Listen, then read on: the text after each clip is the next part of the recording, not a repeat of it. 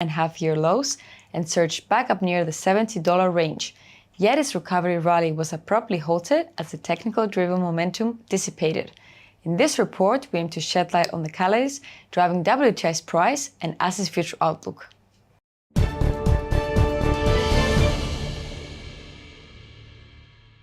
On Tuesday, the Red Giant released its trade balance report for the month of April, and the data showcased that the country's ongoing reopening efforts may have started to lose momentum, hence raising worries for the country's recovery, alongside the prospects for increased demand for crude.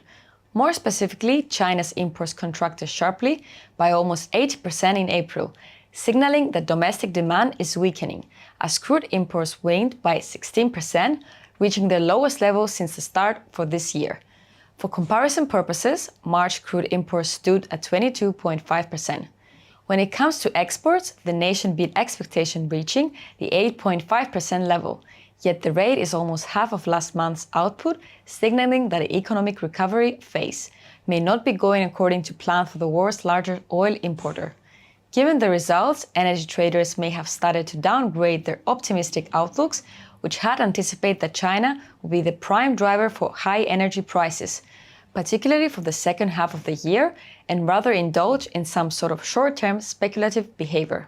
At the start of April, energy traders were quick on their feet and scrambled to recalibrate their positions to reflect the surprise announcement of OPEC+ for fresh output cuts.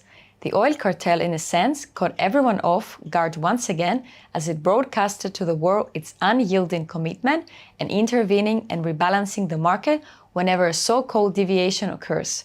During its unofficial ministerial meeting, the organization announced 1.16 million barrels of output cuts, set to take place this month and will last for the remainder of the year.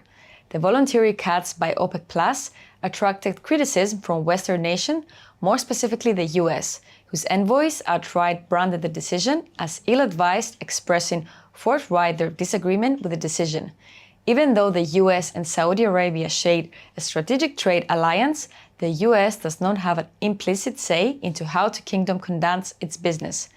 The relationship of the two nations has grown bitter over the past year, following the decision of the Saudis to cut oil production by 2 million barrels last October. Looking at the event in hindsight, we can conclude that the decision served as a bullish catalyst for oil prices in the short term.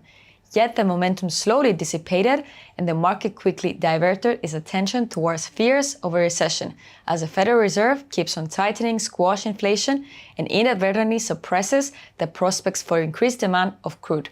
Thank you for watching.